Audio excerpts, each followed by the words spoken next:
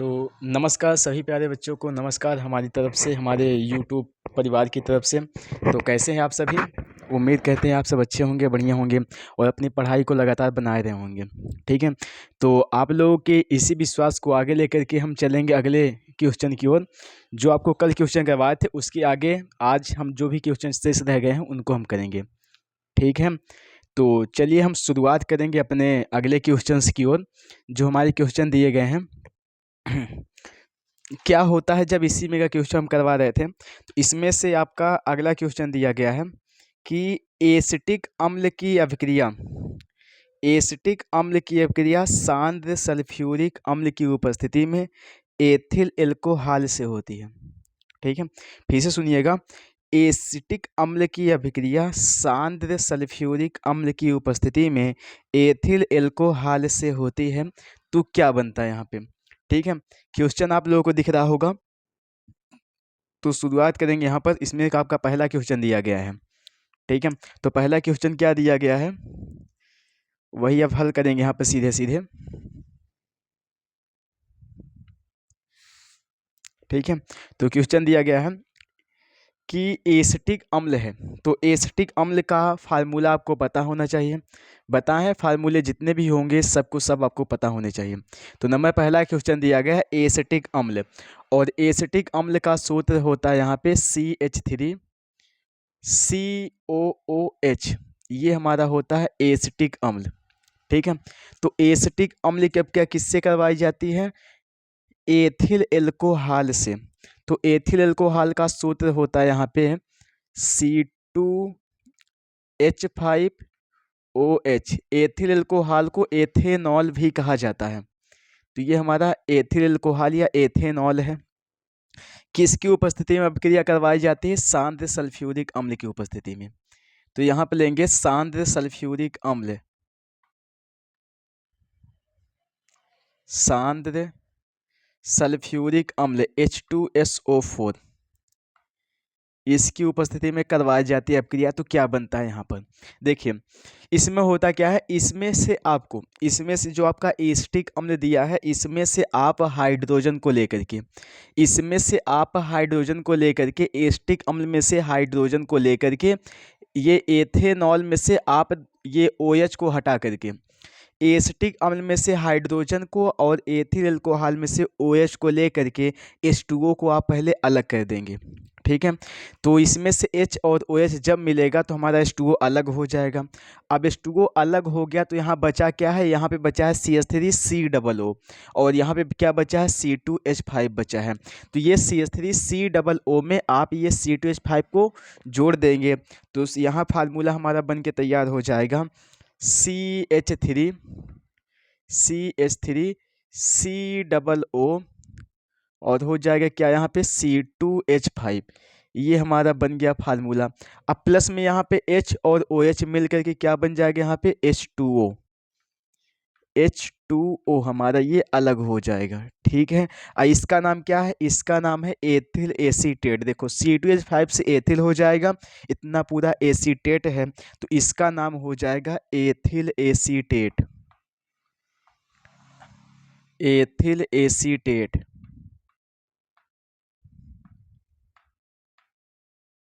Ethyl acetate, इसका नाम क्या है? Ethyl acetate.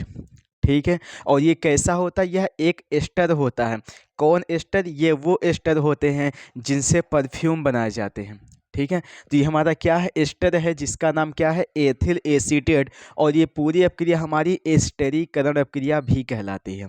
ठीक है, तो एस्टरीकरण अपक्रिया क्या होती है? यही कि एसिटिक अम्ल की अपक्रिया जब हम एथिल एल्कोहल से करवाते हैं सांद्र सल्फ्यूरिक अम्ल की उपस्थिति में, तो हमारा एथिल एसीटेट और साथ में H2O बन जाता है, जिसे हम एस्टरीकरण अभिक्रिया कहते हैं। ठीक है, तो ये हमारा पहला क्वेश्चन हो गया। अब लेके चलेंगे हम दूसरे क्वेश्चन की ओर। दूसरा क्वेश्चन हमारा दिख रहा होगा आप लोगों को कि बेंजीन को निर्जल एल्यूमिनियम क्लोराइड की उपस्थिति में कार्बन मोनोऑक्साइड तथा हाइड्रोक्लोरिक HCl के साथ अभिक्रिया कराते हैं। ठीक है, तो बेंजीन को निर्जल एल्यूमिनियम क्लोराइड है, कार्बन मोनोऑक्साइड और HCl से जब अपक्रिया करवाते हैं तो क्या बनता है, यहाँ पे देखेंगे हम सीधा सीधा। तो दूसरा क्वेश्चन यहाँ पे दिया गया है, क्वेश्चन नंबर दूसरा है, क्वेश्चन नंबर दूसरा दिया गया है, बेंजीन है। तो यहाँ पहले बेंजीन की बनाएंगे, देंगे संरचना।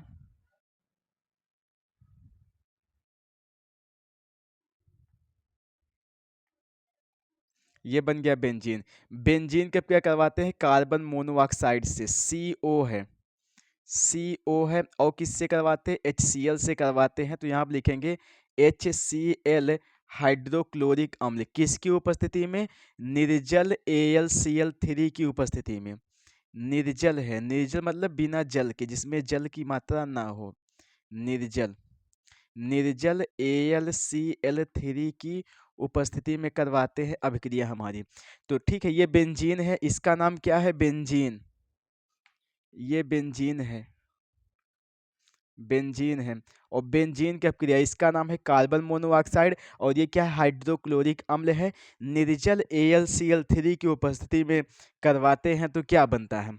ठीक है, तो जब इनकी अपक्रिया करवाएंगे तो हमारा बन जाता है एल्डिहाइड। एल्डिहाइड मतलब बेंजल्डिहाइड। देखो बेंजल्डिहाइड क्या होता है, बेंजीन के ऊपर यदि आपका CHO जुड़ा होता है तो उसे हम बेंजल्डिहाइड कहते हैं। ये बेंजीन है, अब बेंजल्डिहाइड मतलब CHO चाहिए, तो CHO कहाँ से मिलेगा, ये H और ये CO मिल करके आपका बन जाएगा CHO, और आके जुड़ जाएगा यहाँ पे। ठीक है, क्या जुड़ जाएगा यहाँ पे, CHO। तो सीधा सीधा ये बनेगा, पहले बेंजीन बना देंगे यहाँ पर, तो ये बन गया हमारा बेंजीन, बेंजीन। और बेंजीन में क्या जुड़ेगा, CHO, यहाँ से H और ये CO मिल करके बन जाएगा क्या, यहाँ पे CHO, CHO। और साथ में क्या बनेगा, साथ में आप चाहे जो बनेगा, बाद वाले को जो बनेगा उसको चाहे लिखे चाहे ना लिखे, पर बाद में आपका HCl ही बनेगा।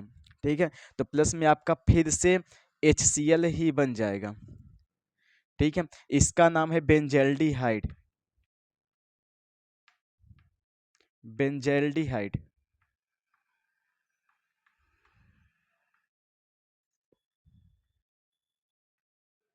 बेंजल्डिहाइड, इसका नाम क्या है, बेंजल्डिहाइड। ठीक है, देखो HCl कैसे अलग हुआ, देखो जब बेंजीन के ऊपर कोई समूह जुड़ता है तो वहां से एक हाइड्रोजन बाहर निकलता है। अगर दो समूह जुड़ेंगे तो बेंजीन के रिंग से आपके दो समूह बाहर निकलेंगे।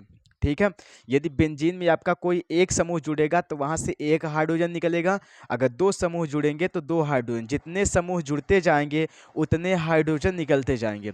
ठीक है, अब बेंजीन के साथ में आपका जुड़ा है CHO, जब बेंजीन के साथ में आपका ये H और CO मिलकर के HCO जब यहाँ पे जुड़ेगा, एक जगह पे जुड़ा है, तो यहाँ से आपका निकला हुआ एक हाइड्रोजन यहाँ पर बचे हुए Cl के साथ जुड़ करके आपका पुनः क्या बन जाएगा, HCl हाइड्रोक्लोरिक अम्ल। ठीक है, तो बेंजीन की अपक्रिया जब CO कार्बन मोनोऑक्साइड और HCl से करवाते हैं निर्जल AlCl3 की उपस्थिति में, तो बेंजल्डिहाइड बन करके तैयार हो जाता है। ये कौन सी अपक्रिया है, ये गाटरमान अपक्रिया भी है।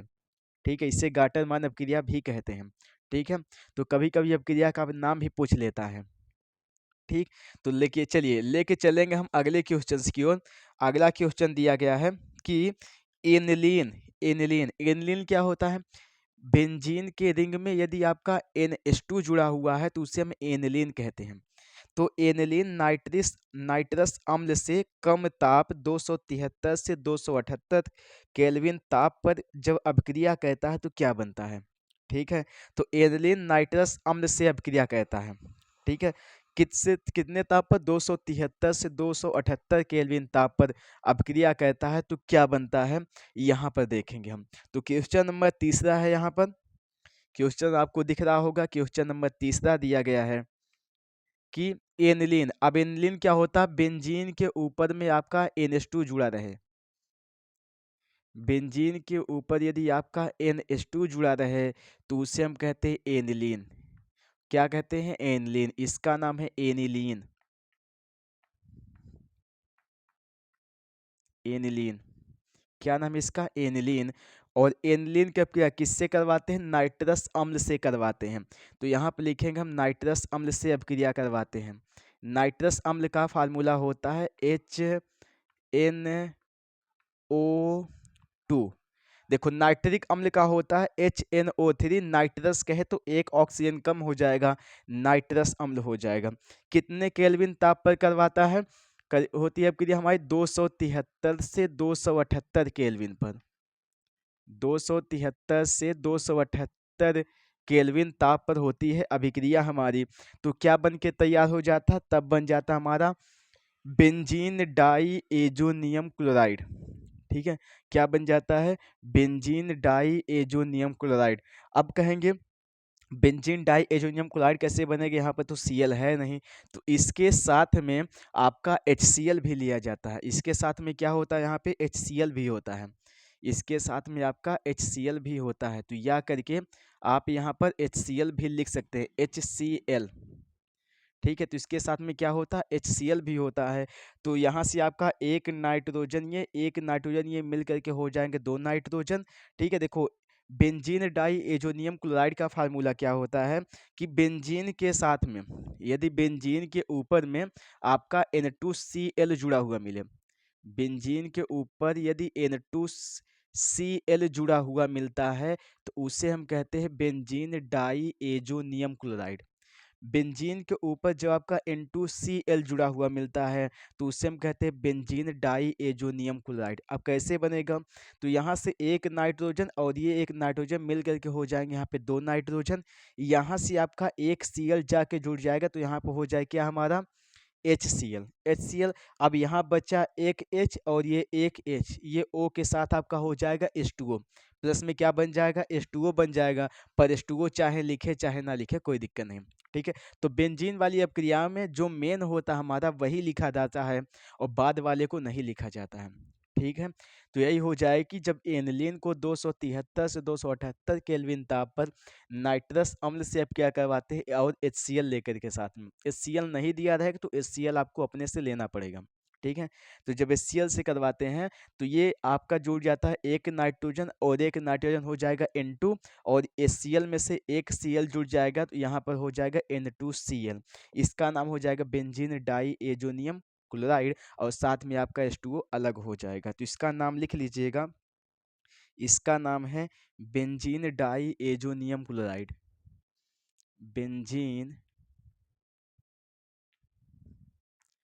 Benzene diazonium chloride, diazonium chloride.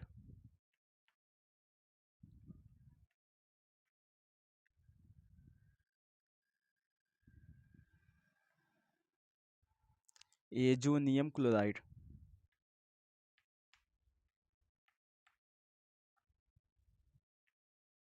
Benzene diazonium chloride. तो इसका नाम हो गया ये तीन अपक्रिया हमारी हो गई, तीन क्वेश्चंस हमारे हो गए। इन तीन क्वेश्चंस को आप लोग नोट करिएगा, फिर हम आगे लेके चलेंगे अगले क्वेश्चंस की ओर।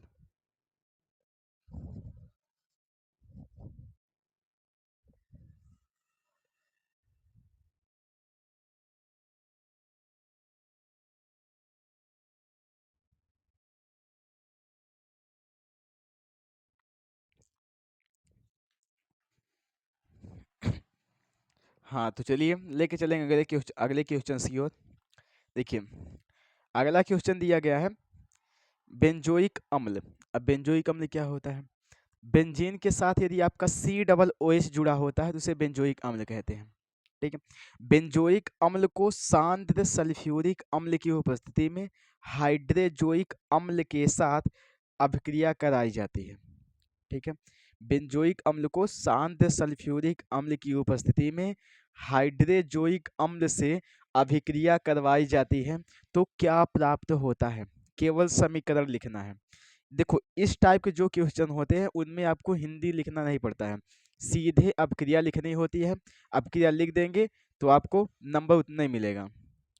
ठीक है, तो चलिए यहाँ पे हल करेंगे हम क्वेश्चन को लेकर के यहाँ पर कि बेंजोइक अम्ल है।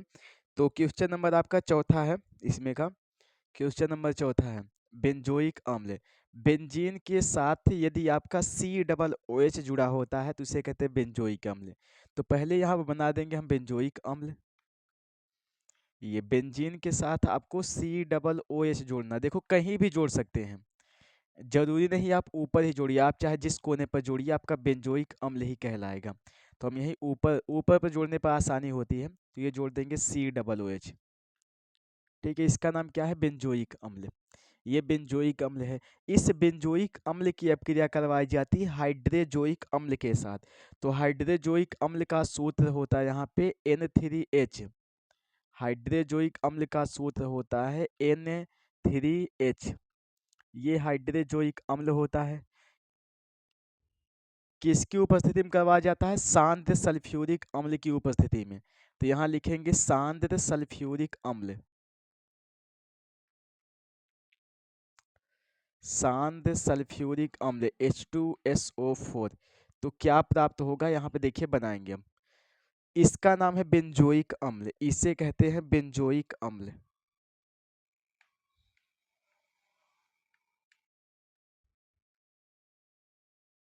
बेंजोइक अम्ल, बेंजोइक अम्ल। और इसका नाम है हाइड्रोजोइक अम्ल। इसका नाम है हाइड्रोजोइक अम्ल।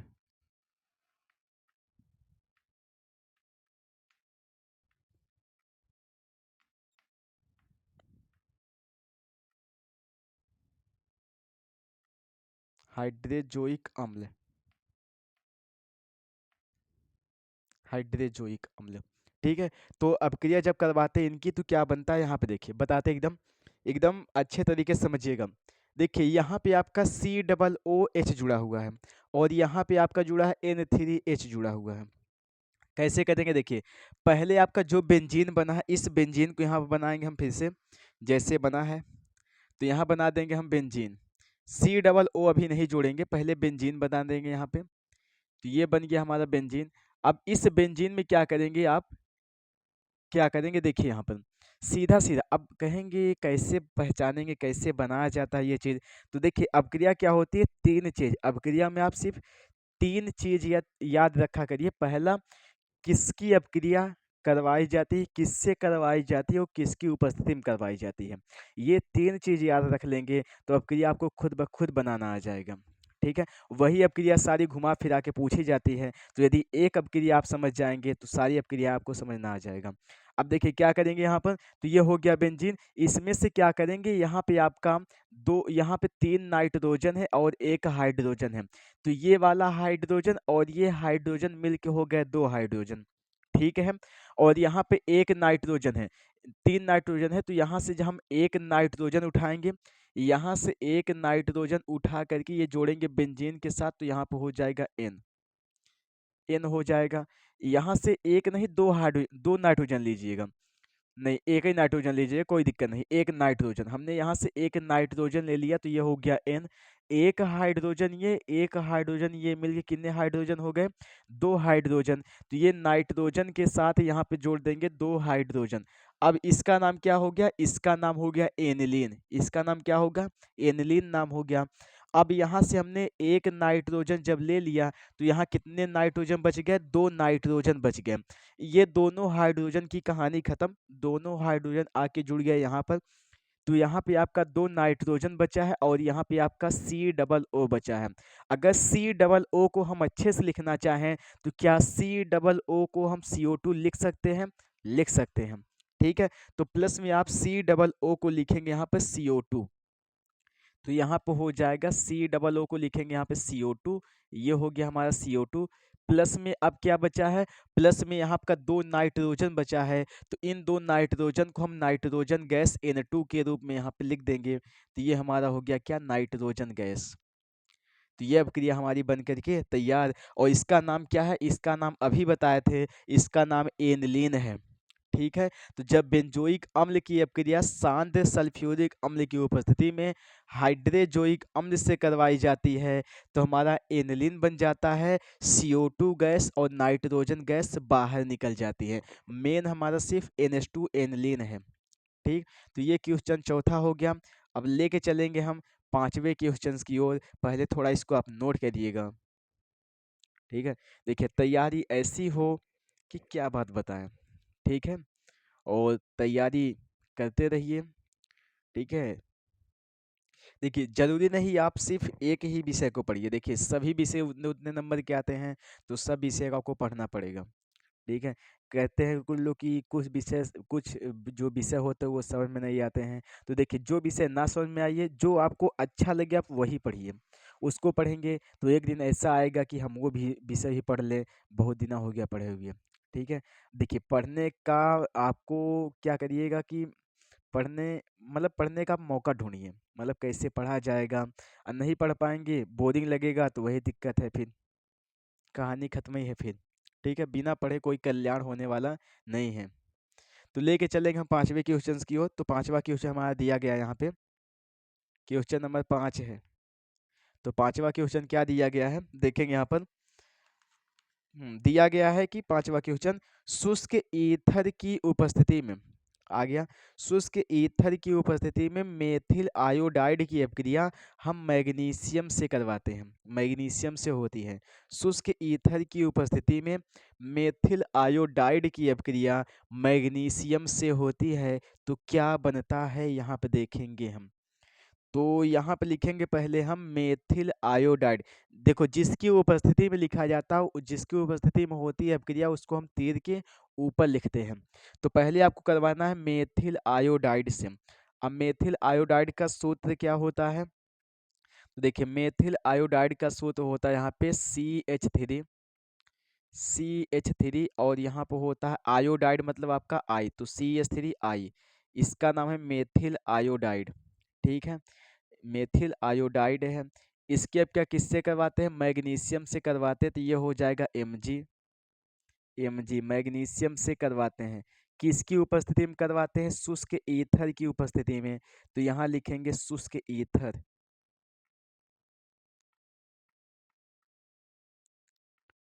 शुष्क ईथर,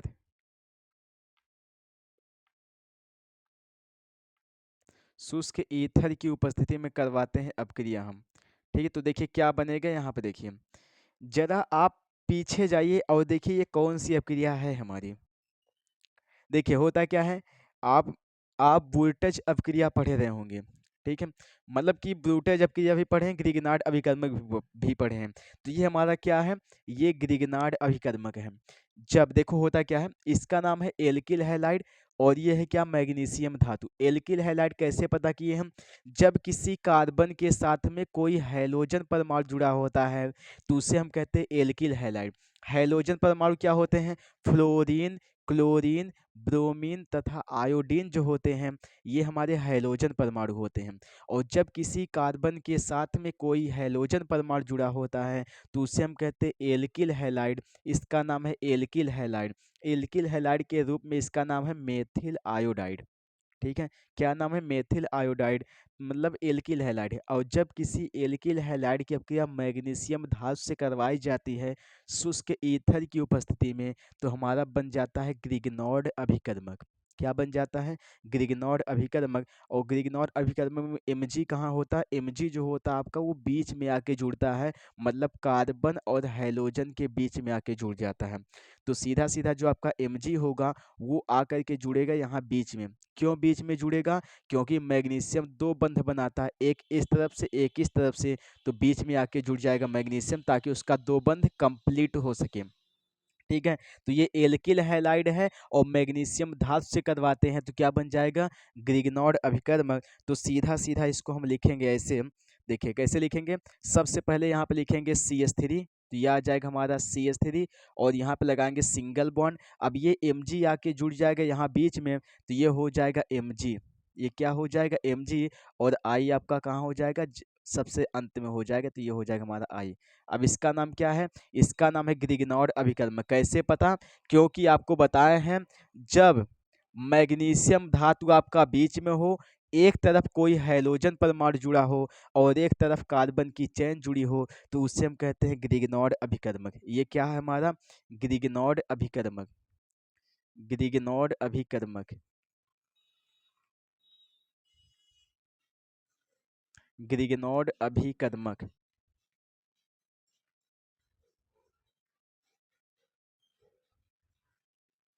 ग्रिग्नॉर्ड अभिकर्मक के रूप में इसका नाम क्या है, इसका नाम है methyl magnesium iodide. Methyl magnesium iodide.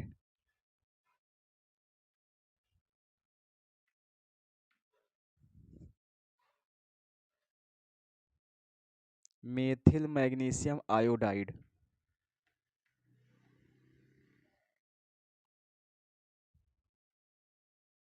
Iodide. ठीक है, तो इसका नाम ये है, और इसका नाम क्या है? Alkyl halide.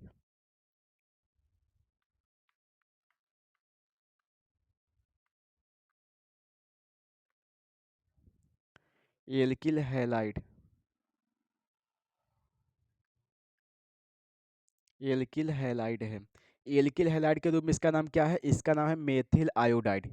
ठीक है, मेथिल आयोडाइड नाम इसका दिया गया आपको क्वेश्चन में। ठीक है, तो यही होता है कि जब हम मेथिल आयोडाइड या किसी एल्किल हैलाइड का क्या मैग्नीशियम से करवाते हैं तो ग्रिग्नॉर्ड अभिकर्मक बन जाता है। देखो दो चीज़ याद रखिएगा, यदि किसी एल्किल हैलाइड की अपक्रिया हम शुष्क ईथर की उपस्थिति में सोडियम से करवाते हैं तो उसमें क्या वो होती है आपकी वोल्टेज अपक्रिया होती है। ठीक है, और जब हम किसी एल्किल हैलाइड का क्या मैग्नीशियम धातु से करवाते हैं तो हमारा बन जाता है ग्रिग्नॉर्ड अभिकर्मक। ठीक है, तो चलिए आगे क्वेश्चन की ओर चलेंगे। अगला क्वेश्चन दिया गया है छठवां क्वेश्चन कि देखो अब आपका सोडियम वाला आ गया कि शुष्क ईथर की उपस्थिति में, शुष्क ईथर की उपस्थिति में मेथिल ब्रोमाइड की अपक्रिया सोडियम से होती है। ठीक है, मेथिल ब्रोमाइड की अपक्रिया किससे होती है? सोडियम से होती है। अब देखिए अभी तक हम लिए थे मैग्नीशियम, अब आ गया हमारे पास सोडियम। तो यहाँ भी आपका, अब अभी तक आप लिए थे यहाँ पे मेथिल आयोडाइड, अब आपका दिया गया है मेथिल ब्रोमाइड। तो क्वेश्चन नंबर छठवा है, यहाँ पे लिखेंगे क्वेश्चन नंबर छठे का आंसर लिखेंगे। ठीक है, तो क्या दिया है? Methyl bromide. मेथिल ब्रोमाइड का सूत्र क्या होता है? वही CH3 होता है। अब देखो आयोडाइड था तो आई लिए थे, ब्रोमाइड है तो यहाँ पे हो जाएगा ब्रोमाइड, Br, ये हो जाएगा Br।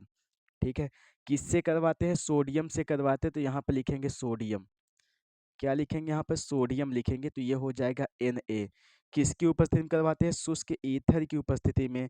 पर आप एक बात याद रखिएगा, जब हम ये क्या क्रिया है? एल्किल हैलाइड है, और जब किसी एल्किल हैलाइड का क्या सोडियम से करवाते हैं तो वहाँ पे सोडियम के दो अणु लेते हैं, सोडियम के भी दो अणु लेते हैं और एल्किल हैलाइड के भी दो अणु लेते हैं।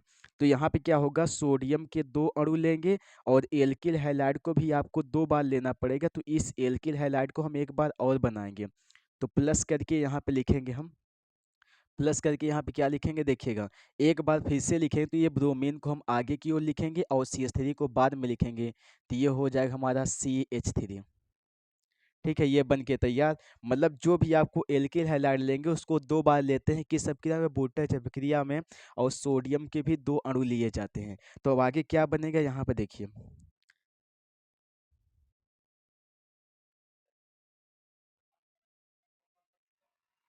आगे क्या बनेगा? किसकी उपस्थिति में करवाते हैं? शुष्क ईथर। तो आपको यहाँ पे शुष्क ईथर ही लिखना पड़ेगा, शुष्क ईथर ही लिखेंगे, शुष्क ईथर। तो शुष्क ईथर की उपस्थिति में करवाएंगे अब क्रिया, तो देखिए क्या बनेगा।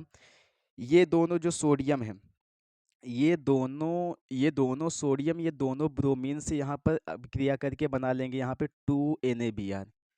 ठीक है, दोनों सोडियम दोनों Br से अब क्या करके क्या बन जाएगा यहाँ पे? 2NaBr। और यहाँ पे क्या बचेगा? CH3, यहाँ बचेगा CH3 यहाँ, तो ये आपस में जुड़ जाएंगे। दोनों Na दोनों ब्रोमीन से अब क्या करके बन जाएंगे? 2NaBr। और आपका ये CH3, ये CH3 के साथ जुड़ जाएगा, तो यहाँ पे सीधा सीधा क्या बनेगा? ये देखिए पहले CH3 ये वाला और ये CH3 दोनों को लिखेंगे मिला करके, तो ये हो जाएगा यहाँ पे CH3, फिर यहाँ पे हो जाएगा सिंगल बॉन्ड CH3। ठीक है, और प्लस में क्या हो जाएगा यहाँ पे? 2Na दोनों ब्रोमीन के साथ जुड़ करके ये बन जाएगा 2NaBr। 2NaBr, इसका नाम क्या है? ये एल्केन है। एल्केन के रूप में इसका नाम क्या है? एथेन। इसका नाम है एथेन, जो कि क्या है? एक एल्केन है। ये क्या है? एक एल्केन है। क्या है? हमारी एक एल्केन है। ठीक है, तो ऊपर वाली अब क्या क्या है? ग्रिग्नॉर्ड अभिकर्मक।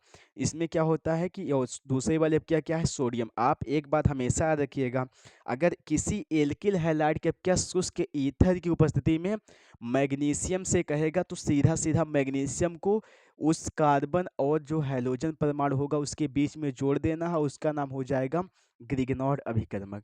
और जब आपका सोडियम से किस अभिक्रिया कहेगा किसी एल्किल हैलाइड की कराने के लिए शुष्क ईथर की उपस्थिति में, तो आपको यही याद रखना होगा कि सोडियम के 2 अणु लेना है, और जो एल्किल हैलाइड होगा उसको भी आपको 2 बार बना देना है।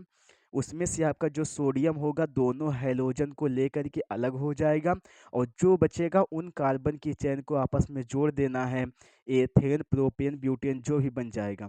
ठीक है, तो ये अभिक्रिया कौन सी हो जाएगी, नीचे वाली वोल्टेज अभिक्रिया, ऊपर वाला क्या है, ग्रिगनॉर्ड अभिकर्मक। तो इन क्वेश्चन को नोट करिएगा, फिर हम आगे के क्वेश्चन को हल करते हैं।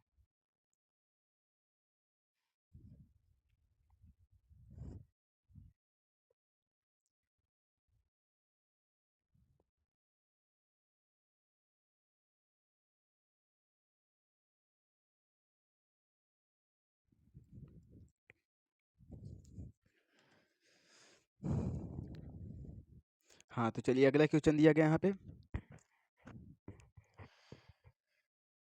देखिए अगला दिया गया यहाँ पर कि ये मेथिल आयोडाइड की अपक्रिया करवाते हैं केसियन विलियन से। मेथिल आयोडाइड की अपक्रिया केसियन विलियन से होती है, तो क्या बनेगा, मेथिल आयोडाइड, अभी तक जो लिखे थे मेथिल आयोडाइड CH3I वही है फिर से। तो यहाँ पे लिखेंगे क्वेश्चन नंबर 8वां है, 8वां नहीं 7वां है। ठीक है, तो क्वेश्चन नंबर यहाँ पे 7वां दिया गया है कि मेथिल आयोडाइड है, तो यहाँ लिखेंगे मेथिल आयोडाइड CH3, और यहाँ पे हो जाए क्या आई, इसका नाम क्या है, मेथिल आयोडाइड। इस मेथिल आयोडाइड के क्या करवाते हैं हम केसियन से। केसियन मतलब होता है पोटेशियम साइनाइड, तो यहाँ लिखेंगे प्लस में केसियन, प्लस में क्या होगा यहाँ पे KCN, केसियन, केसियन। तो केसियन से जब करवाएंगे अब किया तो देखिए क्या बनेगा। ठीक है, तो मेथिल आयोडाइड के क्या करवाते हैं केसियन से, तो इसमें क्या होगा, ये जो आई है ये आई आपका जुड़ जाएगा के साथ, तो हो जाएगा KI। ठीक है, तो क्या हो जाएगा KI पोटेशियम आयोडाइड। और जो CN की बारी है, ये CN आके जुड़ जाएगा CH3 के साथ। CN आके किसके साथ जुड़ेगा, CH3 के साथ, तो हो जाएगा CH3। अच्छा बताइए CH3 CN होगा कि CH3 NC होगा। देखिए CH3 NC होगा, क्यों, क्योंकि बताया है जो साइनाइड होता है वो साइनाइड उल्टा जुड़ता है। यदि आपका CN है तो वो NC जुड़ेगा। ठीक है, पलट करके जुड़ता है। तो यहाँ से क्या होगा, जो आपका आई है के साथ चला जाएगा, जो CH3 है इसमें आपका CN जुड़ जाएगा। तो सीधा सीधा यहाँ पे लिखेंगे हम CH3, ये हो जाएगा यहाँ पे CH3, और यहाँ पे सिंगल बॉन्ड लगाएंगे तो ये आपका NC हो जाएगा। NC मतलब आइसोसाइनाइड। CN को साइनाइड कहते हैं, NC को आइसोसाइनाइड कहते हैं। अब प्लस में क्या हो जाएगा KI, के जुड़ जाएगा आई के साथ, तो यहाँ पे क्या हो जाएगा KI, KI, KI क्या जुड़ जाएगा यहाँ पे KI। इसका नाम क्या है, पोटेशियम आयोडाइड, KI है पोटेशियम आयोडाइड। ठीक है, तो मेथिल आयोडाइड के जब केसियन से करवाएंगे तो के जो होगा वो आई के साथ जुड़ करके, मतलब जो भी धातु होगा वो हाइड्रोजन के साथ जुड़ करके अलग हो जाएगा। फिर जो कार्बन की चेन होगी उसमें आपका जो CN होगा उसको हम उल्टा मतलब पलट करके NC के रूप में उस कार्बन के साथ जोड़ देंगे। ठीक है, तो ये अपक्रिया हमारी बन करके तैयार हो गई। तो अब है अगला क्वेश्चन है, अगला 8वां क्वेश्चन दिया गया है कि क्लोरोबेंजीन की अपक्रिया जलीय NaOH विलयन से होती है।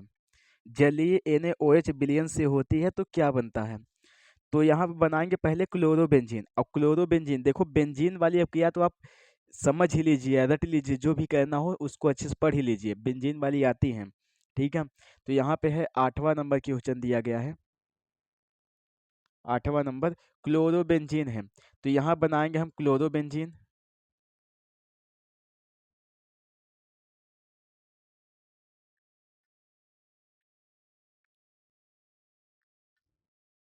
यहाँ बन गया क्लोरोबेंजीन। ठीक है, इस क्लोरोबेंजीन के क्या करवाते हैं जलीय NaOH से, तो यहाँ लिखेंगे प्लस में हम, प्लस में लिखेंगे NaOH, और NaOH कैसा है, जलीय है। NaOH,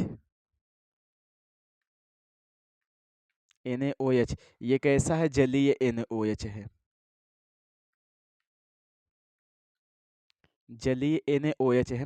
तो इनसे अपक्रिया करवाएंगे तो क्या बनेगा, यहाँ पे देखिए। ठीक है, क्लोरोबेंजीन का क्या करवाते हैं, इसका नाम है क्लोरोबेंजीन। ये है क्लोरोबेंजीन, क्लोरोबेंजीन,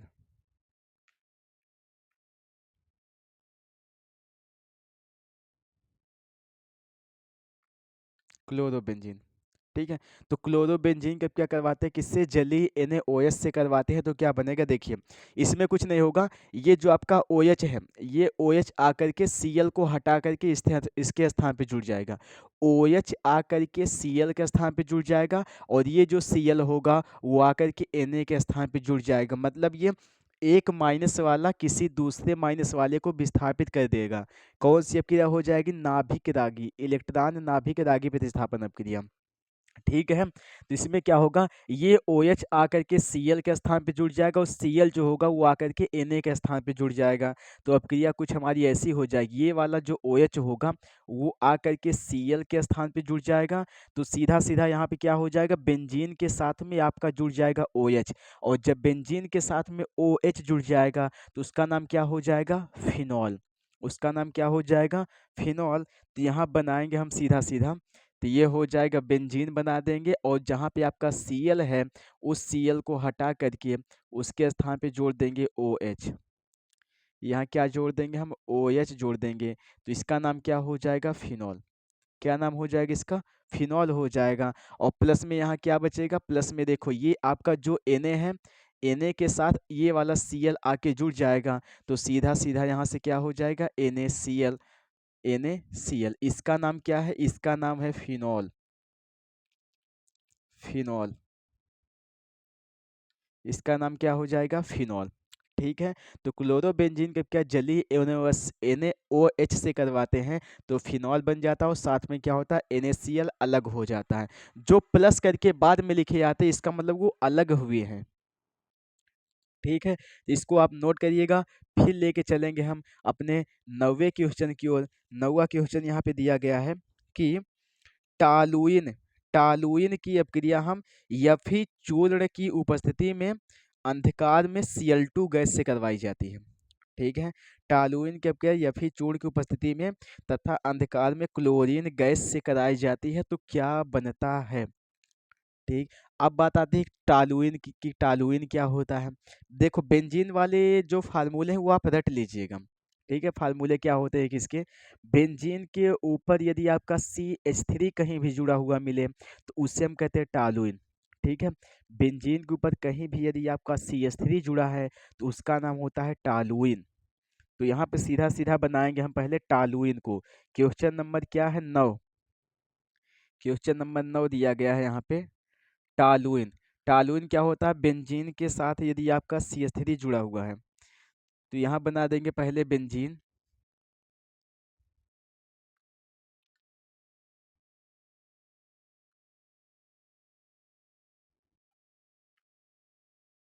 ये है आपका बेंजीन। बेंजीन के साथ हम जोड़ देंगे यहाँ पे CH3, तो ये क्या हो जाएगा, टालुइन। इसका नाम क्या है, टालुइन। इस टालुइन की अपक्रिया करवाते हैं क्लोरीन गैस से। तो प्लस में यहाँ लिखेंगे क्लोरीन गैस का होता है सिंबल यहाँ पे Cl2। तो ये हमारा क्या है, क्लोरीन गैस Cl2 है। Cl2 क्लोरीन गैस से करवाते हैं, किसकी उपस्थिति में, यफी चूर्ण की उपस्थिति में करवाते हैं अंधकार में। यफी चूर्ण है मतलब पाउडर है, यफी चूर्ण की उपस्थिति में अंधेरे में, अंधेरे में, अंधेरे में करवाते हैं। तो अब क्रिया क्या होगी यहाँ पे देखते हैं।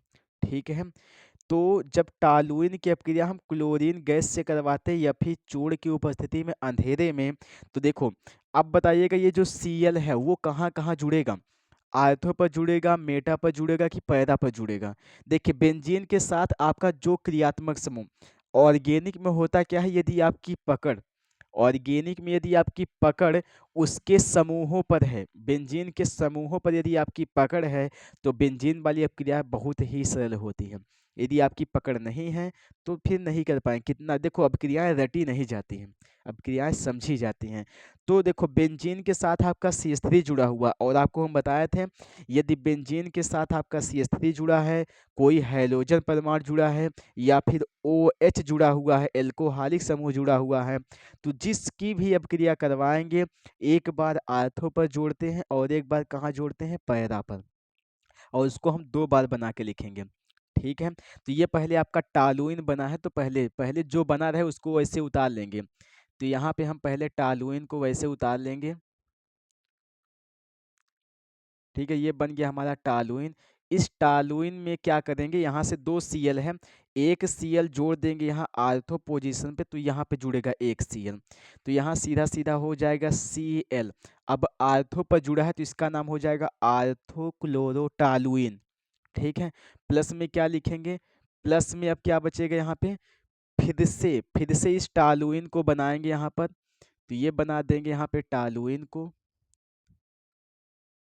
टालुइन। अब इस टालुइन में क्या करेंगे, एक बार जो CH3 है उसको कहाँ जोड़ेंगे, उस CH3 को जोड़ेंगे कहाँ, हम पैरा पोजीशन पे, तो एक CH3 यहाँ लाके जोड़ेंगे इस स्थिति पर, तो सीधा सीधा यहाँ पे जुड़ जाएगा एक Cl, यहाँ जुड़ जाएगा इसके साथ। ठीक है, तो एक Cl कहाँ जुड़ेगा, आर्थो पोजीशन पे, और एक Cl कहाँ जुड़ता है, पैरा पोजीशन पे। इसका नाम है आर्थो क्लोरोटालुइन। देखो आर्थो पर जुड़ा है तो आर्थो क्लोरो, और इस पूरे का नाम टालुइन है, और यदि पैरा पर जुड़ा है तो पैरा क्लोरोटालुइन। इसका नाम क्या है, इसका नाम है टालुइन, टालुइन, इसका नाम है टालुइन। ठीक है, इसका नाम क्या है, टालुइन। अब यहाँ पे आर्थो पर जुड़ा है तो आर्थो क्लोरो टालुइन हो जाएगा, पैरा पे जुड़ा है तो पैरा क्लोरो टालुइन हो जाएगा, नाम आप लोग लिख लीजिएगा। ठीक है, तो इसको नोट करिए। फिर अब हमारा 10वां क्वेश्चन दिया गया है यहाँ पे, 10वां क्वेश्चन ये है, हाँ क्वेश्चन हमारा 10वां है, पहले आप नोट करिएगा फिर हम करवाते हैं 10वां क्वेश्चन।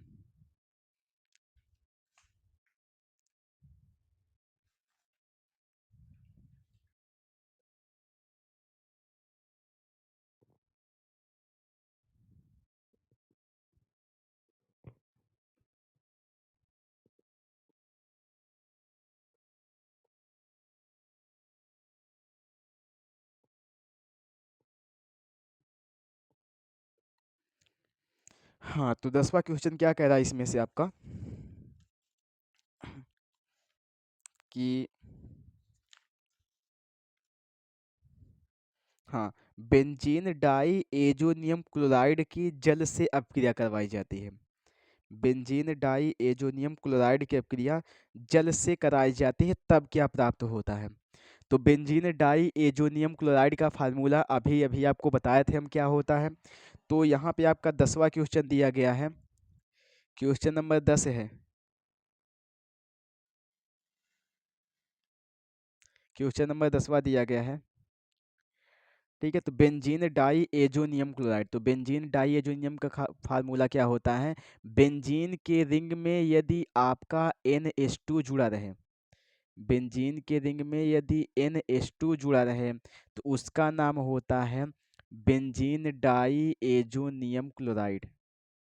इसका नाम क्या हो जाएगा, बेंजीन डाई एजोनियम क्लोराइड। इसकी अपक्रिया क्या करवाते हैं, जल से करवाते हैं, तो यहाँ पर लिखेंगे हम सीधा सीधा क्या, जल से करवाएंगे अपक्रिया हम इसकी। अब जल का सूत्र आपको पता हुई होगा क्या होता है, H2O होता है। देखो जल का सूत्र हमारा H2O होता है, पर H2O को आप अगर तोड़ेंगे तो आपका H और OH के रूप में टूटता है। ठीक है, तो H2O को हम चाहें तो यहाँ पे H और OH के रूप में लिख सकते हैं, ये हमारा जल ही है, ये क्या हमारा है, जल है। तो जल को हम ऐसे इसलिए लिखे हैं क्योंकि इसमें से हम OH समूह को यहाँ पर जोड़ेंगे। ठीक है, तो जल जब भी टूटता है तो H और OH में टूटता है, H पर प्लस हो जाता है, OH पर माइनस हो जाता है, ये हमारा क्या है, जल है। तो इस जल में से क्या होगा, वही चीज, ये आपका जो OH है, ये OH आकर के जुड़ जाएगा इस बेंजीन के रिंग में जहाँ पे N2Cl जुड़ा हुआ है। ठीक है, तो यहाँ से आपका N2 अलग हो जाएगा नाइट्रोजन गैस के रूप में, जैसे अभी वाली अपक्रिया हम करवाए थे ना, इसके पहले वाली अपक्रिया, तो उसी में से आपका N2 गैस के रूप में अलग हो जाएगा, ओ एच आके जुड़ जाएगा इसके स्थान पे, और जो एक एच बचेगा वो आके जुड़ जाएगा सी एल के साथ, तो आपका एच सी एल। देखो फिर से समझो, एन टू तो आपका एकदम से अलग हो गया, सी एल आपका एच के साथ एच सी एल हो गया। अब जो ओ एच बचेगा, ओ एच इसी के स्थान पे आपके जुड़ जाएगा, तो जैसे आपका यहाँ पे फिनॉल बना है उसी प्रकार यहाँ भी आपका फिनॉल ही बन जाएगा। तो देखिए अब क्रिया हमारी कुछ ऐसी हो जाएगी यहाँ पे। तो ये बना देंगे, पहले हम ये बेंजीन की रिंग बना देंगे यहाँ पर, और इस बेंजीन के रिंग में N2Cl को हटा करके यहाँ जोड़ देंगे हम OH, तो ये आ जाएगा हमारा OH। क्या आ जाएगा यहाँ पे OH, और प्लस में क्या बचेगा यहाँ पे, प्लस में ये N2 गैस अलग, और यहाँ से H और Cl, ये H जुड़ जाएगा Cl के साथ, तो HCl हो गया। तो प्लस में हो गया यहाँ पे HCl, और प्लस में N2 गैस हमारी अलग हो गई, तो ये हो गया N2 गैस। ये गैस का सिंबल होता है। तीर यदि ऊपर की ओर है तो क्या होता है, गैस होता है। तो जब हम बेंजीन डाई एजोनियम, इसका नाम है बेंजीन डाई एजोनियम क्लोराइड, इसकी अपक्रिया जब हम जल से करवाते हैं या जल अपघटन कराते हैं तो हमारा फिनॉल बन जाता है, HCl बन जाता है, और नाइट्रोजन गैस अलग हो जाती है हमारी। ठीक है, तो ये सारे क्वेश्चन नोट करिएगा। 2-3 क्वेश्चन और शेष रह गए हैं, उनको हल करेंगे, फिर अपनी क्लास को ख़त्म करने की कोशिश करते हैं। ठीक है, तो पहले आप इसको नोट करिएगा, फिर हम आगे चलते हैं।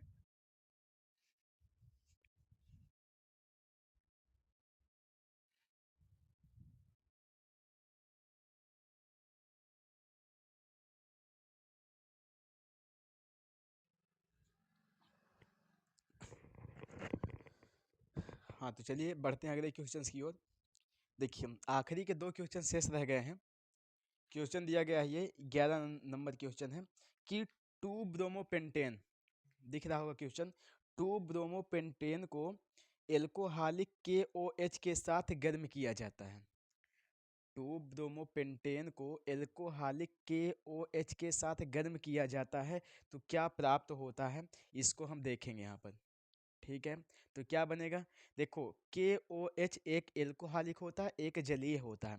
एल्कोहलिक वाले में आपको वही अल्फा बीटा, कार्बन को अल्फा बीटा मान के हल करना होता है, और जलीय वाले में कुछ नहीं करना होता है, जो OH होगा उसको उठा करके कार्बन के साथ वहाँ पे जोड़ देना होता है, सीधा सीधा। पर यदि आपका एल्कोहलिक आ गया, एल्कोहलिक आ जाएगा तो अल्फा बीटा मान करके उसमें से आपका डबल बॉन्ड लगाया जाता है, कब, एल्कोहलिक वाले में। तो वही करेंगे, पहले पहले यहाँ पे बनाएंगे हम 2 ब्रोमोपेंटेन का अणु सूत्र।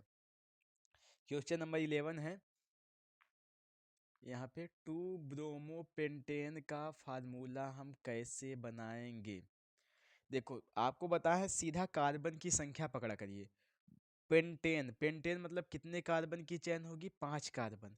तो यहाँ पहले बनाएंगे 5 कार्बन को, तो यहाँ लिखेंगे CH3, ऐसे बंध लगा के आपको, फिर यहाँ लिखेंगे CH2, फिर यहाँ लिखेंगे हम CH2।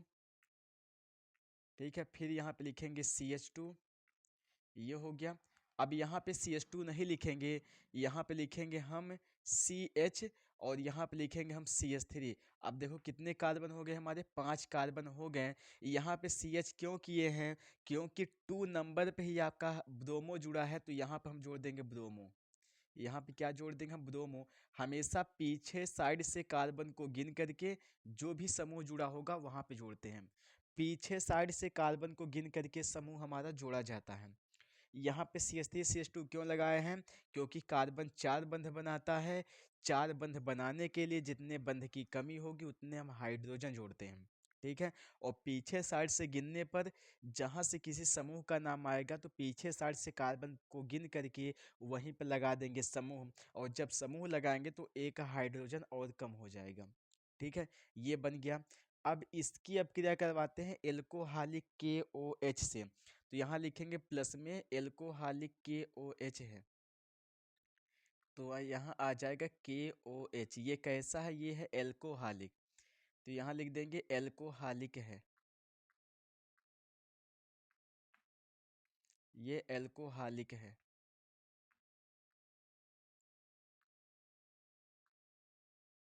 एल्कोहलिक KOH है, तो इसकी अपक्रिया करवाते हैं, तो यहाँ क्या बनता है इसको अब हम देखेंगे यहाँ पर। ठीक है, देखिए क्या बनेगा, देखिए सीधा सीधा जलीय होता, यदि यदि ये एल्कोहलिक हमारा जलीय होता, सॉरी KOH, जहाँ एल्कोहलिक है यहाँ पे यदि जलीय होता तो सीधा OH को हटा करके हैलोजन की जगह पे जोड़ देते, और ये वाला हैलोजन आपका पोटेशियम के साथ जुड़ करके अलग हो जाता। पर ऐसा नहीं मानेंगे, क्योंकि हमारा जलीय नहीं एल्कोहलिक है, और जब एल्कोहलिक होता है तो इसमें आपको अल्फा बीटा के हिसाब से मान करके करना होता है। ठीक है, देखो कैसे मानेंगे, जिससे आपका कोई क्रियात्मक समूह जुड़ा होगा, देखो कोई भी क्रियात्मक समूह, चाहे हाइड्रोजन में से कोई जुड़ा हो, एल्कोहलिक में से कोई जुड़ा हो, या फिर एल्डिहाइड कार्बोक्सिलिक, जो भी क्रियात्मक समूह जुड़ा होता है उस कार्बन को अल्फा कार्बन कहते हैं, और अल्फा के बाद वाले कार्बन को हम बीटा कार्बन कहते हैं। ठीक है, तो इसमें से किसको हम अल्फा मानेंगे, इससे आपका समूह जुड़ा है तो ये हो जाएगा अल्फा कार्बन। अल्फा के बाद वाला चाहे इसको बीटा कहिए चाहे इसको बीटा कहिए, तो हम इसको बीटा मानते हैं तो ये हमारा हो जाएगा बीटा कार्बन। ठीक है, अब बताइए जरा, अल्फा से जो भी क्रियात्मक समूह जुड़ा होगा उसको निकाला जाता है, और बीटा से हम एक हाइड्रोजन को निकालते हैं। ठीक है, तो यहाँ पे आपका ब्रोमो जुड़ा हुआ है, तो अल्फा से हम ब्रोमो को हटाएंगे, और ये बीटा कार्बन से हम एक हाइड्रोजन को हटाएंगे। तो जब इसमें से ये हाइड्रोजन को हटाएंगे तो ये हटा हुआ हाइड्रोजन आपका के साथ जुड़ करके बना लेगा KBr, मतलब पोटेशियम ब्रोमाइड।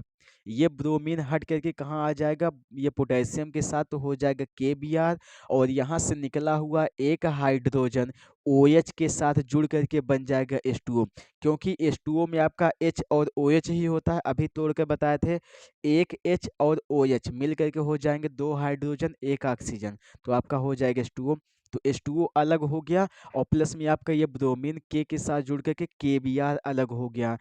जब यहाँ से एक हाइड्रोजन और एक हाइड्रोजन हटाएंगे तो एक बंध एक्स्ट्रा जुड़ता है, किसके बीच में, अल्फा और बीटा के बीच में एक बंध एक्स्ट्रा जुड़ेगा। तो यहाँ तक पहले कार्बन वही रहेगा, ये तीन कार्बन वही सेम रहेंगे। तो यहाँ लिखेंगे हम सीधा सीधा, क्या लिखेंगे यहाँ पे CH3, ये CH3, फिर यहाँ पे सिंगल बॉन्ड में CH2। ठीक है, फिर सिंगल बॉन्ड में आपका CH2, ये तीन कार्बन होंगे। चौथा कार्बन ये है CH, तो यहाँ भी लिखेंगे CH, और अल्फा और बीटा के बीच में एक बंध और जोड़ेंगे तो यहाँ पे हो जाएगा डबल बॉन्ड, और यहाँ से निकला हुआ एक हाइड्रोजन जब निकल जाए तो यहाँ कितना हाइड्रोजन बचेगा, दो हाइड्रोजन, तो यहाँ पे क्या हो जाएगा, CH2 हो जाएगा। और ये के साथ जुड़ जाएगा ब्रोमीन, तो प्लस में क्या हो जाएगा, यहाँ पे प्लस में हो जाएगा के बी आर हो जाएगा, और प्लस में क्या हो जाएगा हमारा H2O, प्लस में क्या हो जाएगा H2O हमारा अलग हो जाएगा। तो ये अब क्रिया हमारी हो जाएगी। इसका नाम पूछे तो इसका नाम हो जाएगा, 5 कार्बन है तो पेंटेन पढ़ेंगे, तो ये हो जाएगा पेंटेन। 1 नंबर कार्बन पे आपका डबल बॉन्ड जुड़ा है तो ये हो जाएगा 1, डबल बॉन्ड को पढ़ेंगे इन तो हो जाएगा इन, तो इसका नाम हो जाएगा पेंटेन 1 इन। ठीक है, और इसका नाम क्या है, इसका नाम है 2 ब्रोमोपेंटेन, इसका नाम है ब्रोमोपेंटेन 2 ब्रोमोपेंटेन इसका नाम है। क्वेश्चन आपसे ये ही पूछ सकता है कि 2 ब्रोमोपेंटेन से पेंटेन 1 इन कैसे बनाए, तो आप एल्कोहलिक के OH से क्रिया करवा देंगे तो हमारा पेंटेन 1 इन बन के तैयार हो जाएगा। ठीक है, तो ये हमारा 11 नंबर क्वेश्चन है। अब इस क्लास का आपका लास्ट क्वेश्चन दिया गया है, तो यहाँ पे समझने की कोशिश करिएगा। लास्ट क्वेश्चन है कि एथिल एल्कोहल की वाष्प को एथिल एल्कोहल की वाष्प को हम एल्यूमिनियम ऑक्साइड पर 250 डिग्री सेल्सियस पर प्रवाहित करते हैं। मतलब एथिल एल्कोहल की वाष्प है, वाष्प समझते हैं, जल वाष्प जो होती है, उसकी वाष्प को हम, ये आपका एल्यूमिनियम ऑक्साइड इस उत्प्रेरक पर 250 डिग्री सेल्सियस ताप पर जब हम प्रवाहित करते हैं तो क्या बनता है, यहाँ पे देखेंगे। ठीक है, तो यहाँ पे लिखा गया है क्वेश्चन आपका, क्वेश्चन नंबर आपका ये 12 नंबर क्वेश्चन है, और लास्ट क्वेश्चन है हमारे पास। ठीक है, यहाँ पे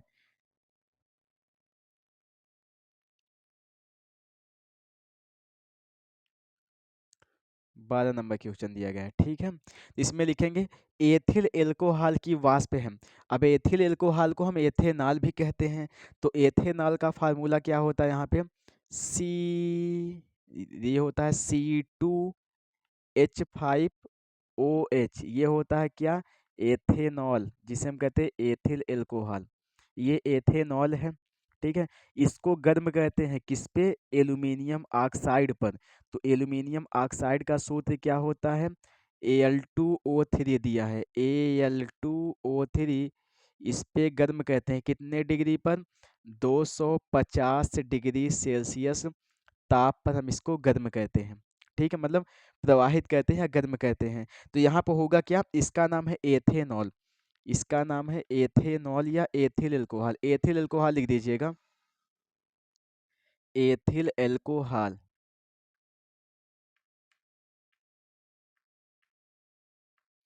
एथिल एल्कोहल इसका नाम है। तो एथिल एल्कोहल को गर्म कहते हैं एल्यूमिनियम ऑक्साइड और 250 डिग्री सेल्सियस ताप पर। तो क्या बनता है देखिए, यहाँ पे जो आपका एथेनॉल होगा, इस एथेनॉल के हम दो अणु लेंगे, दो अणु मतलब अधिक मात्रा में, एथेनॉल के हम दो अणु लेंगे अधिक मात्रा में, अधिक मात्रा मतलब दो अणु, दो से मतलब एक से ज़्यादा हो जाए तो अधिक मात्रा में आ जाता है। तो यहाँ पे हम अधिक मात्रा लेके करेंगे, तो यहाँ पे अधिक मात्रा मतलब इसके दो अणु ले लेते हैं। जब इसके दो अणु ले लेंगे तो यहाँ पे C2H5 कितनी बार हो जाएंगे, दो बार हो जाएंगे। इसको कैसे लिखेंगे, तो यहाँ पे दो बार है तो यहाँ पहले लिखेंगे एक बार C2 और यहाँ पे हो जाएगा H5, और यहाँ पे ये वाला सिंगल बॉन्ड लगाएंगे। अभी यहाँ भी ऑक्सीजन कितने हो गए, दो ऑक्सीजन, तो एक ऑक्सीजन हम यहाँ पे लगा देंगे। आगे क्या बचेगा, ये दो बार हो गए ना, एक बार तो हमने यहाँ पे लिख दिया, अभी एक बार बचा हुआ है, तो एक बार इसके आगे लिख देंगे यहाँ पे, तो सिंगल बॉन्ड लगा करके यहाँ लिखेंगे C2H5 एक बार और। अब इसका नाम क्या है, इसका नाम हो जाएगा डाई एथिल ईथर।